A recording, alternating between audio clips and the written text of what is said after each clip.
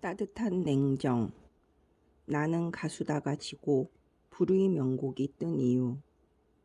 몇 해 전 대중들에게 선풍적 인기를 끌었던 방송 가운데 나는 가수다라는 프로그램이 있었다.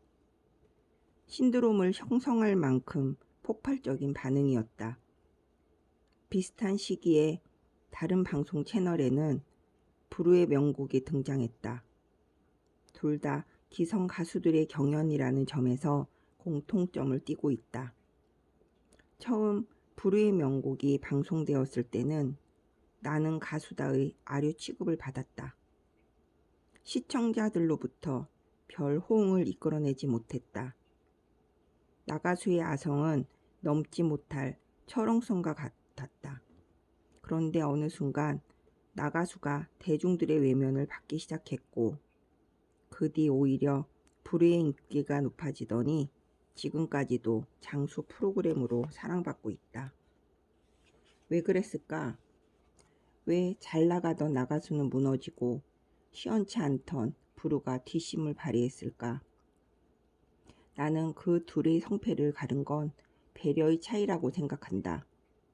일단 나가수는 참가자들의 순위를 대중들에게 낱낱이 공개하고 점수 순서대로 줄을 세운다. 그러고는 맨 마지막에 꼴찌를 부각해 냉혹하게 쫓아낸다. 우승을 한 가수조차 마음 놓고 기뻐하지 못하는 이유다. 동료 가수가 바로 옆에서 수모를 겪고 탈락하는데 그걸 보면서 뛸 듯이 기뻐하는 건 상당히 겸언적인 일이다.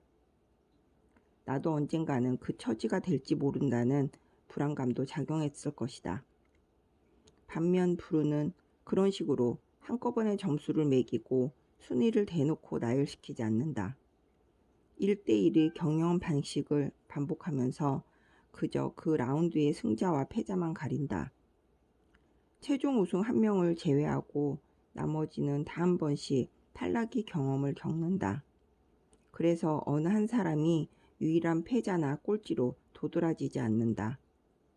1대1 대결에서 패하고 무대를 내려갈 때도 활짝 웃을 수 있는 이유다. 최선을 다했으면 그걸로 된 거지 졌다고 낙심하거나 수치스러워할 일이 없다. 그래서 탈락한 사람은 승자에게 다가가 두 팔 벌려 진심으로 축하해 줄 수 있다. 나가수는 그러지 않았다. 최종 탈락한 사람은 눈물이 그렁그렁하기도 하고 죄인처럼 고개를 숙인 채 쓸쓸히 퇴장하곤 했다. 그럴 이유가 없는데 프로그램 포맷이 그렇게 만들었다. 패자에 대한 배려가 없었던 셈이다.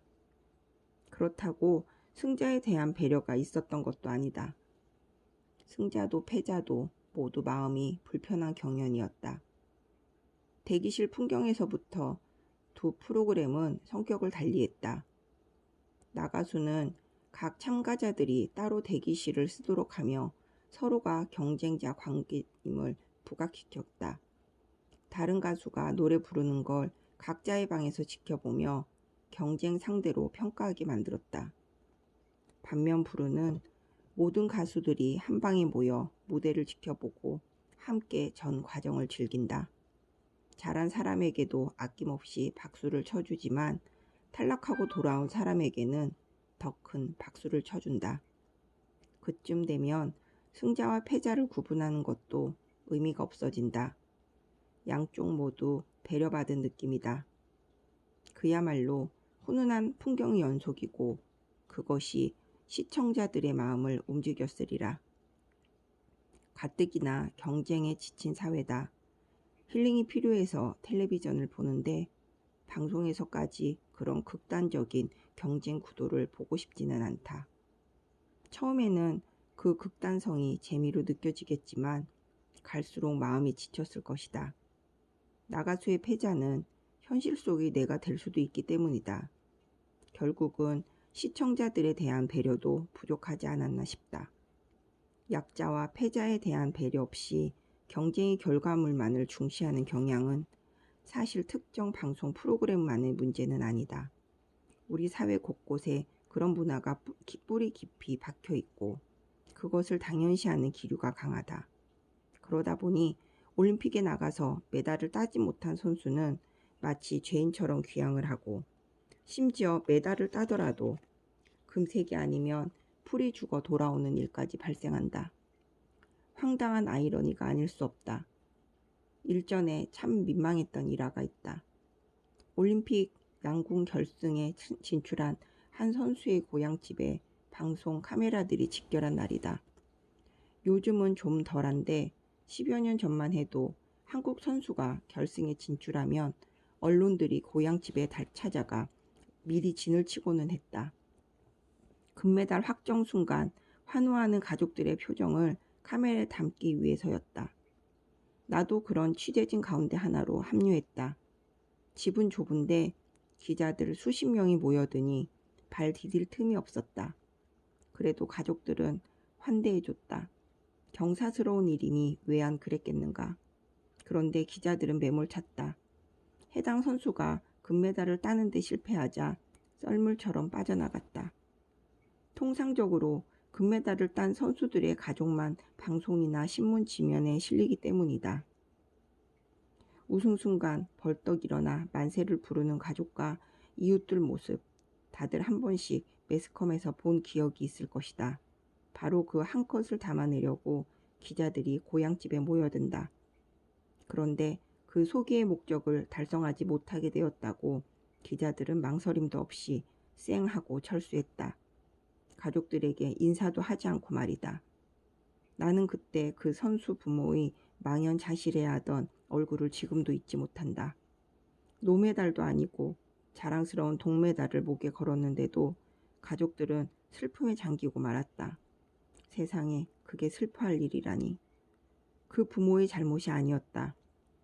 그날 그 집에 모여 금메달만이 주목받을 성과라고 무언의 기준을 제시한 기자들이 화근이었다. 가족들에 대한 배려는 일도 없었던 셈이다. 나는 그 일이라도 해보고 싶어서 방송에 나가지도 않을 인터뷰를 괜스레 카메라에 담았다. 동메달이라도 따서 기뻐요로 시작한 어머니의 인터뷰는 끝내 울음으로 마무리되었다. 우리 딸이 그렇게 고생했는데 라며 더는 말을 잇지 못했다. 충분히 축하받고 기뻐할 일인데도 이미 썰물처럼 빠져나간 기자들은 잔칫집에 재를 뿌린 셈이었다. 배려는 그런 것이다. 불후의 명곡처럼 패자도 웃게 만들지만 그게 없으면 위 사례처럼 승자도 울게 만든다. 승자든 패자든 모두 배려받아야 이 시대 경쟁의 피곤함이 덜어지지 않겠는가.